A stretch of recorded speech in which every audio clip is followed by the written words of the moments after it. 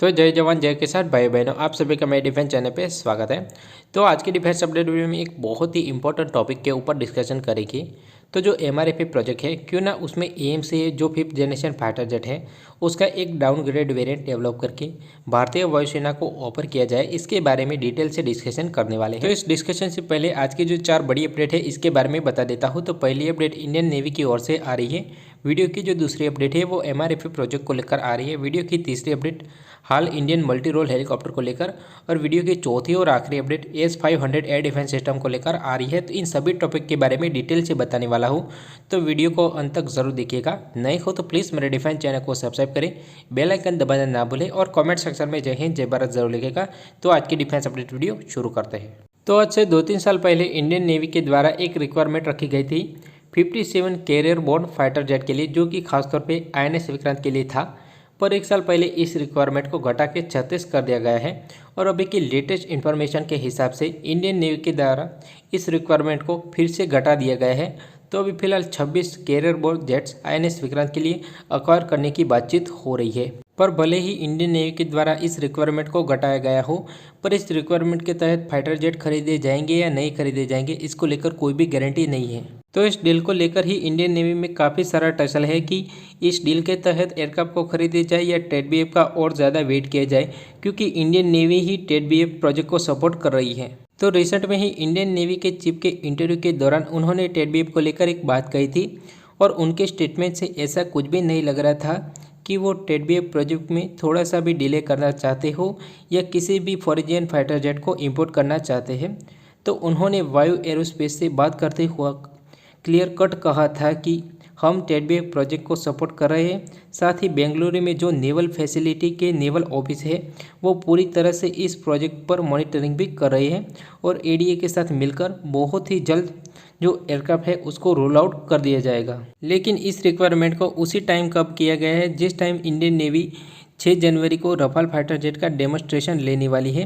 तो INS हंसा के शोर बेस टेस्ट फैसिलिटी यानी कि SBTF पर रफाल एम का डेमोन्स्ट्रेशन डैसल्ट एविएशन के द्वारा दिया जाएगा।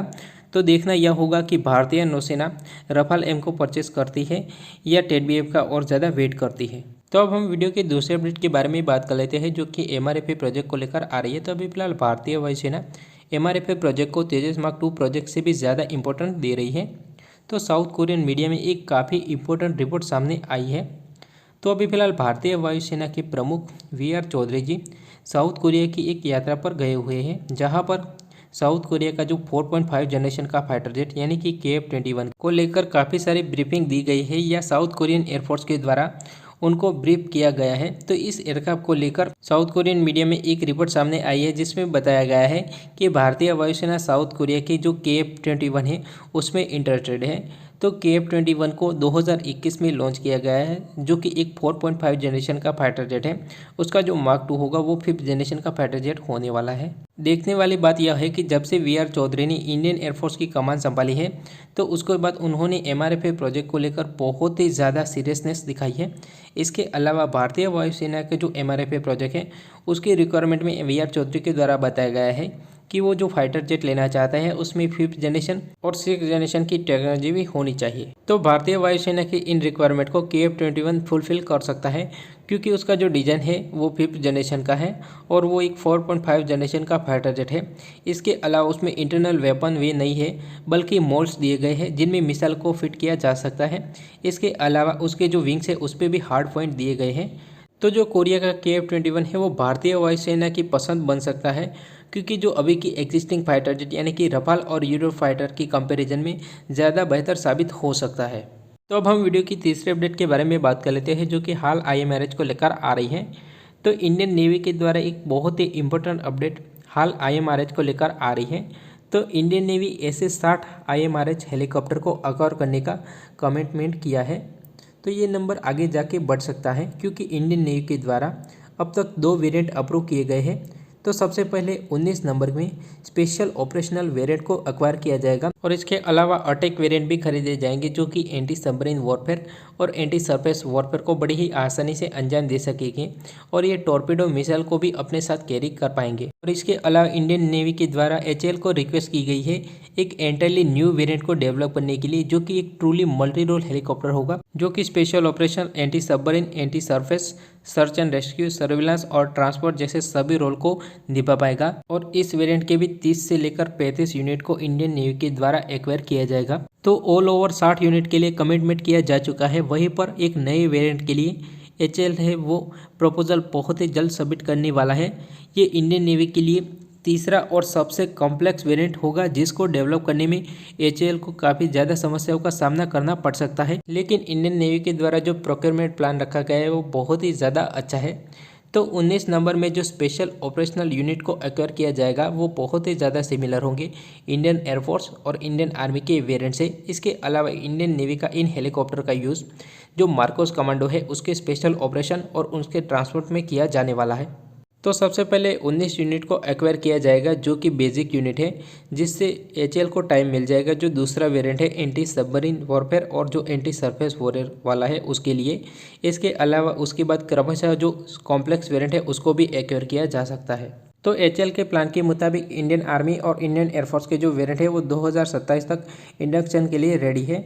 तो जहां पर इंडियन नेवी के लिए इतने सारे हेलीकॉप्टर के लिए कमिटमेंट किया जा रहा है वहीं पर इंडियन एयरफोर्स के द्वारा इन हेलीकॉप्टर की रिक्वायरमेंट तक को फाइनलाइज किया गया नहीं है।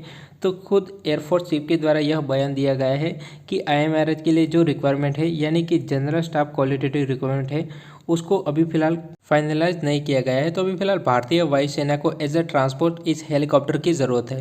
तो अब हम वीडियो की चौथी अपडेट के बारे में बात कर लेते हैं। तो मीडिया की रिपोर्ट के अनुसार भारत बहुत ही जल्द एडिशनल S-400 या S-500 के यूनिट को परचेस कर सकता है। तो रशिया ने सबसे पहले भारत को अपना जो S-500 एयर डिफेंस सिस्टम है उसको ऑफर किया गया है। तो रशिया ने यह भी आश्वासन दिया है कि अगर Bharat S-500 air defence system को खरीदता है तो वो इस एयर डिफेंस सिस्टम को चाइना को नहीं बेचेगा। और जो S-500 एयर डिफेंस सिस्टम है वो किसी भी 5th जनरेशन फाइटर जेट, इसके अलावा हाइपरसोनिक मिसाइल, इसके अलावा इंटरकॉन्टिनेंटल बैलिस्टिक मिसाइल को भी बड़ी ही आसानी से रोक सकता है।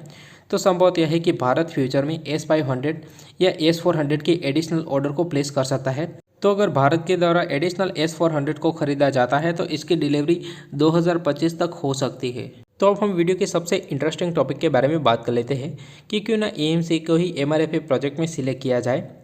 तो अभी फिलहाल वीडियो में हमने आगे बता दिया कि भारतीय वायुसेना जो साउथ कोरियन मीडिया के अनुसार KF-21 में इंटरेस्टेड है। तो जो KF-21 है वो 5th जनरेशन डिज़ाइन के साथ एक 4.5 जनरेशन का फाइटर जेट है। तो वही चीज़ क्यों ना AMCA के साथ की जाए। तो जो AMCA 5th generation fighter jet है उसको as a 5th generation fighter jet ही इंडियन एयरफोर्स में सिलेक्ट किया जाता है MRFA के तहत। तो उसकी मेंटेनेंस कॉस्ट बहुत ही ज़्यादा बढ़ जाएगी। पर साउथ कोरिया की तरह ही AMCA का एक डाउनग्रेडेड वेरिएंट डेवलप किया जाए जो कि एक 5th जनरेशन टेक्नोलॉजी के साथ 4.5 जनरेशन का फाइटर जेट होगा। तो भारतीय वायुसेना को भी फायदा होगा और भारत का बहुत सारा पैसा भारत में ही रह जाएगा। तो AMCA एक 5th जनरेशन का फाइटर जेट है तो उससे 4.5 जनरेशन में जाने के लिए बहुत ज़्यादा टाइम नहीं लगेगा। इसके अलावा जो AMCA फाइटर जेट है वो 2028 तक भारतीय वायुसेना को मिलना चालू हो जाएगा। पर जो MRFA का जो पहला फाइटर जेट है वो भारतीय वायुसेना को 2032 तक मिल पाएगा, यानी कि 4 साल का टाइम बच जाएगा बीच में। तो अगर HAL ट्राई करे तो AMCA का डाउनग्रेडेड वेरिएंट बेस्ट ऑप्शन हो सकता है MRFA डील के लिए। इसके अलावा इसको और ज़्यादा नंबर में भी खरीदा जा सकता है और भारतीय वायुसेना की जो स्क्वाड्रन स्ट्रेंथ है उसको मेंटेन भी किया जा सकता है। वीडियो अच्छा लगे तो please subscribe my channel. Thank you for watching.